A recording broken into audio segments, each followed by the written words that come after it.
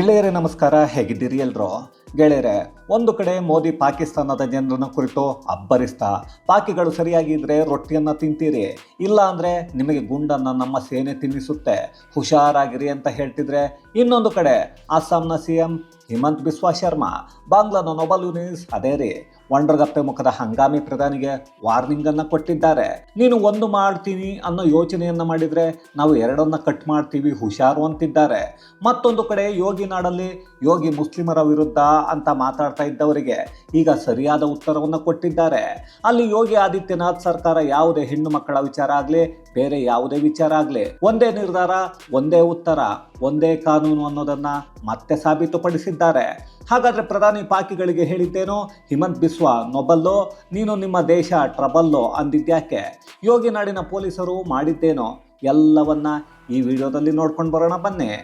ಗೆಳೆಯರೆ, ನಮ್ಮೆಲ್ರಿಗೂ ಗೊತ್ತೇ ಇದೆ, ಬಾಂಗ್ಲಾದ ನೊಬಲ್ಲು ತಗೊಂಡಿರೋ ಗಿರಾಕಿ ಇದ್ದಾನಲ್ಲ, ಅದೇ ಹಂಗಾಮಿ ಪ್ರಧಾನಿ ಯೂನಸ್ ಬಾಯಿಗೆ ಬಂದ ಹಾಗೆ ಮಾತಾಡ್ತಾ ಇದ್ದ.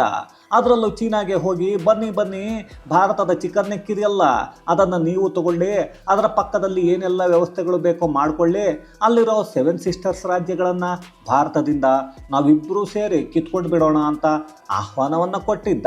ಅದ್ಯಾಕೋ ಈಗ ನೋಡ್ತಾ ಇದ್ರೆ ಅವನೇ ಅದು ಯಾವಾಗ ಬಾಂಗ್ಲಾದೇಶವನ್ನು ಬಿಟ್ಟು ಓಡಿ ಹೋಗ್ತಾನೋ ಅನ್ನೋ ತರಹದ ಬೆಳವಣಿಗೆಗಳು ಬಾಂಗ್ಲಾದೇಶದಲ್ಲಿ ನಡೀತಾ ಇವೆ. ಅಲ್ಲಿನ ಸೇನೆ ಬಹುತೇಕ ಬಾಂಗ್ಲಾವನ್ನೇ ತನ್ನ ವಶಕ್ಕೆ ತೆಗೆದುಕೊಳ್ತಾ ಇದೆ. ಜೊತೆಗೆ ಬಾಂಗ್ಲಾದ ಢಾಕಾ 1ರಲ್ಲೇ ಈ ಹಂಗಾಮಿ ಪ್ರಧಾನಿಯ ಪರವಾಗಿ ಮಾತಾಡ್ತಾ ಪ್ರತಿಭಟನೆಗೆ ಇಳಿತಾ ಇದ್ದ ಸೋಕಾಲ್ಡ್ ವಿದ್ಯಾರ್ಥಿಗಳು ಅಂತ ಹೇಳಿಕೊಳ್ತಾ ಇದ್ರಲ್ಲ, ಅವರನ್ನ ಸುಮಾರು 30,000 ಜನರನ್ನ ಸೇನೆ ಈಗಾಗಲೇ ಬಂಧಿಸಿದೆ ಅನ್ನೋ ವರದಿಗಳು ಬರ್ತಾ ಇವೆ. ಅಲ್ಲಿಗೆ ನೊಬಲ್ಲು ಈಗಾಗಲೇ ಟ್ರಬಲ್ಲಲ್ಲಿ ಇದ್ದಾನೆ ಅನ್ನೋದು ಗೊತ್ತಾಗ್ತಾ ಇದೆ. ಆದರೂ 85 ವರ್ಷದ ಮುದುಕನಿಗೆ ಇನ್ನೂ ಅಧಿಕಾರದಲ್ಲಿ ಮುಂದುವರಿಬೇಕು ಅನ್ನೋ ಆಸೆ, ಜೊತೆಗೆ ಬಾಂಗ್ಲಾದೇಶವನ್ನು ಚೀನಾ ಮತ್ತು ಅಮೆರಿಕಾಗೆ ಮಾರಿಬಿಡೋಣ ಅನ್ನೋ ಚಿಂತೆ ಇವನದ್ದು. ಇವನಿಗೆ ಅದು ಯಾವನು ನೊಬಲ್ ಕೊಟ್ಟನೋ ಗೊತ್ತಿಲ್ಲ, ಕೊಟ್ಟವನ ತಲೆ ಸರಿ ಇತ್ತೋ ಇರಲಿಲ್ವೋ. ಒಟ್ಟಿನಲ್ಲಿ ಇವನಿಗೆ ನೊಬೆಲ್ ಕೊಟ್ಟ ಮೇಲೆ ಆ ನೊಬೆಲ್ ಅನ್ನೋದ್ರ ಮರ್ಯಾದೆ ಎಷ್ಟು ಅನ್ನೋದು ಇಡೀ ಜಗತ್ತು ಅದನ್ನು ನೋಡ್ತಾ ಇದೆ. ಜೊತೆಗೆ ಅಮೆರಿಕಾಗೆ ಬಕೆಟ್ ಹಿಡಿಯೋರಿಗೆ, ಅಮೆರಿಕಾಗೆ ಬೇರೆ ದೇಶಗಳಲ್ಲಿ ಬೇಳೆಯನ್ನು ಬೇಯಿಸಿಕೊಳ್ಳೋಕೆ ಉಪಯೋಗಕ್ಕೆ ಬರೋ ವ್ಯಕ್ತಿಗಳಿಗೆ ನೊಬೆಲ್ ಕೊಡ್ತಾರೆ ಅನ್ನೋದು ಮಾತ್ರ ಗೊತ್ತಾಗ್ತಾನೇ ಇದೆ. ಇಂತಹ ಸಂದರ್ಭದಲ್ಲಿ ಅಸ್ಸಾಂನ CM ಹಿಮಂತ್ ಬಿಸ್ವಾ ಶರ್ಮಾ ಈ ನೊಬೆಲ್ ಅನ್ನೋ ಕಪ್ಪೆ ಅದ್ಯಾಕೋ ಯಾವಾಗಲೂ ಭಾರತದ ಚಿಕನ್ ನೆಕ್ ಬಗ್ಗೆ ಮಾತಾಡ್ತಾನೆ ಇದೆ. ನಮ್ಮ ಈಶಾನ್ಯ ರಾಜ್ಯಗಳ ಮೇಲೆ ದಾಳಿಯನ್ನು ಮಾಡೋ ಬೆದರಿಕೆಯನ್ನು ಹಾಕ್ತಾ ಇದೆ. ಆದರೆ ಬಾಂಗ್ಲಾದೇಶದಲ್ಲೂ 2 ಚಿಕನ್ ನೆಕ್ ಇವೆ, ಅವೆರಡು ನಮ್ಮ ಚಿಕನ್ ನೆಕ್ಕಿಂತ ದುರ್ಬಲ ಆಗೋಗಿವೆ, ಹುಷಾರು ಅನ್ನೋದನ್ನು ಹೇಳಿದ್ದಾರೆ. ಮೊದಲನೆಯದ್ದಾಗಿ ದಕ್ಷಿಣ ದಿನಾಜ್ಪುರದಿಂದ ನೈಋತ್ಯ ಗಾರೋ ಹಿಲ್ಸ್ವರೆಗೆ 80 ಕಿಲೋಮೀಟರ್ ಇರೋ ಉತ್ತರ ಬಾಂಗ್ಲಾದ ಕಾರಿಡಾರ್ನಲ್ಲಿ ಸಣ್ಣ ಸಮಸ್ಯೆ ಆದರೂ ಇಡೀ ಬಾಂಗ್ಲಾದೇಶದಿಂದ ರಂಗ್ಪುರವನ್ನು ಬೇರ್ಪಡಿಸಬಹುದು. ಇನ್ನು ಎರಡನೆಯದ್ದಾಗಿ ತ್ರಿಪುರಾದ ದಕ್ಷಿಣ ಭಾಗದಿಂದ ಬಂಗಾಳ ಕೊಲ್ಲಿಯವರೆಗೆ 28 ಕಿಲೋಮೀಟರ್ನ ಚಿತ್ತಗಾಂಗ್ ಕಾರಿಡಾರ್ ಭಾರತದ ಚಿಕನ್ ನೆಕ್ಗಿಂತ ಚಿಕ್ಕದಾದ ಕಿರಿದಾದ ಪ್ರದೇಶ. ಹಾಗೆಯೇ ಢಾಕಾಗೆ ಇರೋ ಏಕೈಕ ಸಂಪರ್ಕ. ಇಂತಹ ಕಿರಿದಾದ ಪ್ರದೇಶಗಳು ಬಾಂಗ್ಲಾದೇಶದಲ್ಲೂ ಇವೆ. ಅವುಗಳ ಮೇಲೆ ದಾಳಿ ಮಾಡೋದು ಭಾರತಕ್ಕೆ ಕಷ್ಟ ಆಗಲ್ಲ. ಎಚ್ಚರಿಕೆಯನ್ನು ಮುಚ್ಚಿಕೊಂಡು ಭಾರತದ ಬಗ್ಗೆ ಮಾತಾಡದೇ ಇದ್ದರೆ ಒಳ್ಳೆಯದು.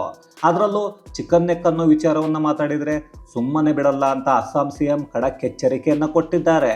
ಅಲ್ಲಿಗೆ ನಿನ್ನಂಥ ದುಡ್ಡು ಕೊಟ್ಟು ಯಾರಿಗೋ ಬಕೆಟ್ ಹಿಡ್ಕೊಂಡು ತಗೊಂಡಿರೋ ನೊಬೆಲ್ ಬುದ್ಧಿಯನ್ನು ನಮ್ಮ ದೇಶದ ಮೇಲೆ ತೋರಿಸೋಕೆ ಬಂದರೆ ನಿನ್ನ ಹತ್ರ ಮಾತಾಡೋಕೆ ನಮ್ಮ ಪ್ರಧಾನಿ ಮೋದಿ ಬೇಕಾಗಿಲ್ಲ, ಅವರ ಬದಲು CM ಆಗಿರೋ ನಾನೇ ಸಾಕು ಅನ್ನೋ ತರಹ ಹೇಳ್ತಾ ಇದ್ದಾರೆ. ಆದರೂ ವಂಡ್ರಗಪ್ಪೆ ಮುಖದ ಯೂನಸ್ಗೆ ಇದೆಲ್ಲ ಬೇಕಿತ್ತ? ಇರಲಿ ಬಿಡಿ, ಮಾಡಿದ್ದುಣ್ಣೋ ಮಾರಾಯ ಅನ್ನೋ ಥರ ಆಗ್ತಾ ಇದೆ ಈಗ ಅವನ ಪರಿಸ್ಥಿತಿ.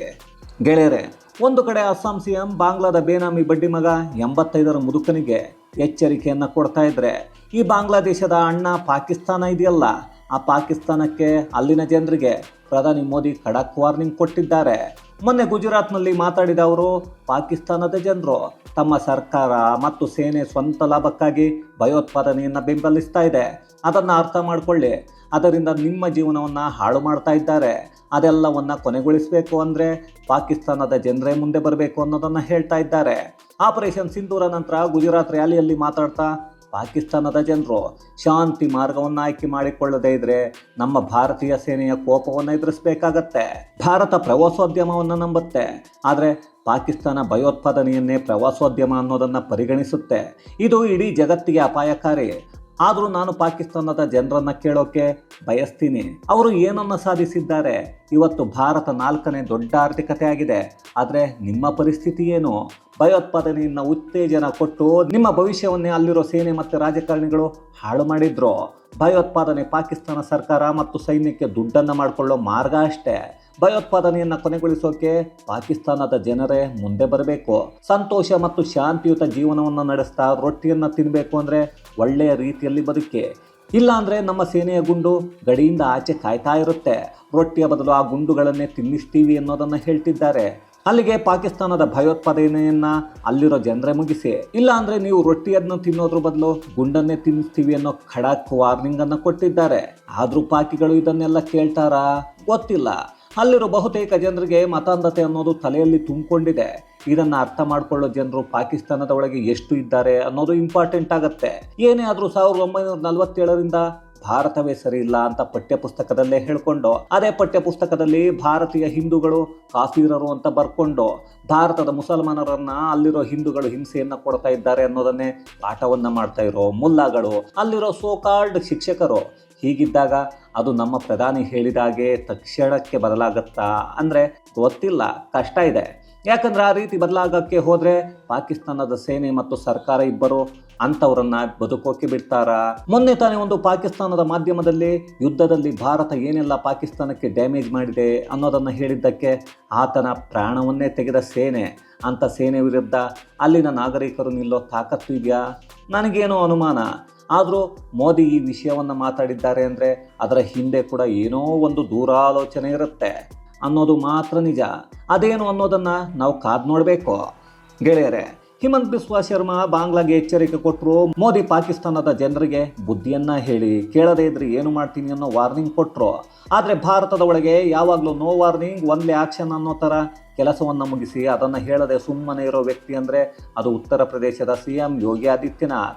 ಆದರೂ ಒಂದಷ್ಟು ಸೋಕಾಲ್ಡ್ ಸೆಕ್ಯುಲರ್ಗಳು, ಕಟ್ಟರ್ ಮುಸ್ಲಿಮರು ಅಯ್ಯೋ ಯೋಗಿ ಹಿಂದುತ್ವ ಸನಾತನ ಅಂದ್ಕೊಂಡು ಮುಸ್ಲಿಮರಿಗೆ ಉತ್ತರ ಪ್ರದೇಶದಲ್ಲಿ ರಕ್ಷಣೆ ಇಲ್ಲದ ಹಾಗೆ ಮಾಡಿದ್ದಾರೆ ಅನ್ನೋ ಹೊಗಳೆಯನ್ನು ಬಿಡ್ತಾ ಇಸ್ಲಾಂ ಖತ್ರೆ ಮೇ ಹೇ ಅಂತ ಕತ್ತೆಗಳ ಹಾಗೆ ಬಡ್ಕೋತಾ ಇರ್ತಾರೆ. ಆದರೆ ಅದೆಲ್ಲ ಸುಳ್ಳು ಅನ್ನೋದು ಪ್ರತಿಯೊಬ್ಬ ನಿಜ ಭಾರತೀಯರಿಗೂ ಗೊತ್ತೇ ಇದೆ. ಅದು ಮುಸಲ್ಮಾನ ಆಗಲಿ, ಹಿಂದೂ ಆಗಲಿ, ಕ್ರೈಸ್ತ ಆಗಲಿ, ಅದ್ಯಾವುದೇ ಮತದವರಾದರೂ ಯೋಗಿ ಬಗ್ಗೆ ಗೊತ್ತಿರುತ್ತೆ. ಹಿಂದೂ ಆಗಿ ಹುಟ್ಟಿದ್ದಾರೆ, ಅದರ ಬಗ್ಗೆ ಮಾತಾಡ್ತಾರೆ. ಆದರೆ ಎಲ್ಲರನ್ನ ಒಂದೇ ಥರ ನೋಡ್ತಾರೆ. ಎಲ್ಲರಿಗೂ ಸಿಗಬೇಕಾಗಿರೋದನ್ನು ಯೋಗಿ ಕೊಟ್ಟಿದ್ದಾರೆ ಅನ್ನೋದು ಅದಕ್ಕೆ ಸಾಕ್ಷಿ ಅನ್ನೋ ಹಾಗೆ. ಮತ್ತೊಂದು ಘಟನೆ ನಡೆದಿದೆ.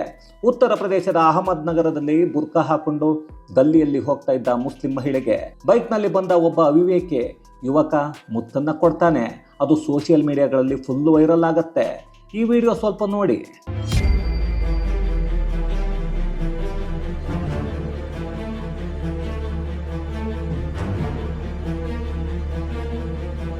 ನೋಡಿದ್ರಲ್ಲ, ಇದು ಅವನು ತೆವಲು ಗಿರಾಕಿ ಮಾಡಿದ್ದು.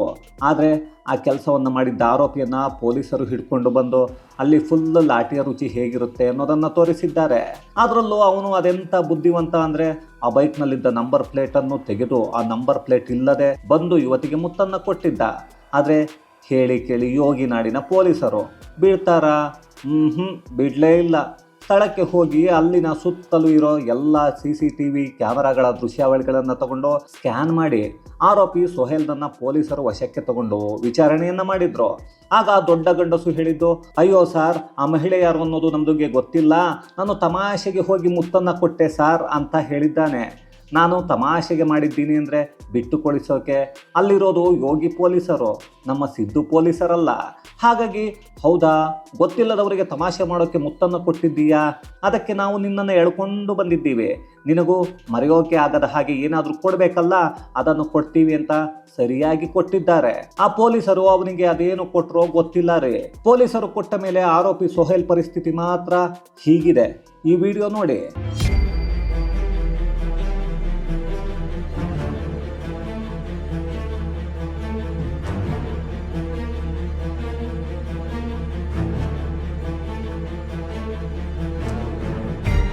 ವಿಡಿಯೋ ನೋಡಿದ್ರಲ್ಲ, ಪೊಲೀಸರು ಏನು ಮಾಡಿದ್ದಾರೆ ಅಂತ ನಿಮಗೆ ಅನಿಸುತ್ತೆ ಅನ್ನೋದನ್ನು ಕಮೆಂಟ್ಸಲ್ಲಿ ತಿಳಿಸಿ. ಆದರೂ ತೆವಲನ್ನು ತೀರಿಸ್ಕೊಳ್ಳೋಕೆ ಮುತ್ತನ್ನು ಕೊಟ್ಟು ಈಗ ತೆವಳಿಕೊಂಡು ಹೋಗ್ತಾ ಇದ್ದಾನೆ ಅಷ್ಟೇ. ಕಿವಿಯನ್ನು ಹಿಡ್ಕೊಂಡು ಕ್ಷಮೆಯನ್ನು ಕೇಳಿ ಇನ್ನು ಮುಂದೆ ಇಂತಹ ತಪ್ಪನ್ನು ಮಾಡಲ್ಲ ಅನ್ನೋ ಮುಚ್ಚಳಿಕೆಯನ್ನು ಮುಚ್ಚಿಕೊಂಡು ಬರ್ಕೊಟ್ಟಿದ್ದಾನೆ. ಹಾಗಂತ ಇಲ್ಲಿ ಪೊಲೀಸರಿಗೆ ಯಾರೂ ಕೂಡ ಬಂದು ದೂರನ್ನು ಕೊಟ್ಟಿರಲಿಲ್ಲ. ಕೇವಲ ಸೋಷಿಯಲ್ ಮೀಡಿಯಾದಲ್ಲಿ ವೈರಲ್ ಆಗಿದ್ದಕ್ಕೆ ಈ ಪರಿಸ್ಥಿತಿಗೆ ತಂದಿದ್ದಾರೆ. ಇದು ಅಲ್ಲಿರೋ ಎಲ್ಲರಿಗೂ ಸುರಕ್ಷತೆ ಸಿಗ್ತಾ ಇದೆ ಅನ್ನೋದನ್ನು ಮತ್ತೊಮ್ಮೆ ತೋರಿಸ್ತಾ ಇದೆ. ಅದು ಹಿಂದೂ ಆಗಲಿ ಮುಸ್ಲಿಂ ಆಗಲಿ ಎಲ್ಲರಿಗೂ ಒಂದೇ ಕಾನೂನು, ಒಂದೇ ತರಹದ ಉತ್ತರಗಳು, ಒಂದೇ ತರಹದ ಟ್ರೀಟ್ಮೆಂಟ್ ಅನ್ನೋದನ್ನು ಯೋಗಿ ಸರ್ಕಾರ ಮಾಡ್ತಾ ಇದೆ. ಅದೇ ನಮ್ಮಲ್ಲಿ ದೂರನ್ನು ಕೊಟ್ಟರು ಹುಡುಕೋಕೆ ವರ್ಷಗಟ್ಟಲೆ ಆಗತ್ತೆ. ಇನ್ನು ದೂರನ್ನು ಕೊಟ್ಟಿಲ್ಲ ಅಂದರೆ ಮುಗಿದೇ ಹೋಯ್ತು. ಇರಲಿ ಬಿಡಿ, ಈಗ ಹೇಳ್ರಿ, ಅಲ್ಲಿ ಮುಸ್ಲಿಂ ಯುವತಿಗೆ ಅವನು ಮಾಡಿದ್ದಕ್ಕೆ ಇಂತಹ ಕ್ರಮವನ್ನು ತಗೊಳ್ತಾರೆ ಅನ್ನೋದಾದರೆ ಅದು ಹೇಗೆ? ಕೆಲವರು ಹೇಳ್ತಾ ಇರ್ತಾರಲ್ಲ, ಮುಸಲ್ಮಾನರಿಗೆ ಯೋಗಿ ಇರೋದ್ರಿಂದ ರಕ್ಷಣೆ ಇಲ್ಲ ಅಂತ, ಕೇವಲ ಹಿಂದೂಗಳನ್ನು ಮಾತ್ರ ರಕ್ಷಣೆ ಮಾಡ್ತಾರೆ ಅಂತ. ಇದನ್ನು ಅದ್ಯಾವನು ಏನಂತ ಹೇಳ್ತಾರೆ? ಅದೇನೇ ಆದರೂ ಭಾರತದ ಒಂದಷ್ಟು ರಾಜ್ಯಗಳಲ್ಲಿ ಯೋಗಿಯಂತಹ CMಗಳು ಇರಲೇಬೇಕು. ಆಗಲೇ ಎಲ್ಲವೂ ಸರಿಯಾಗೋದು.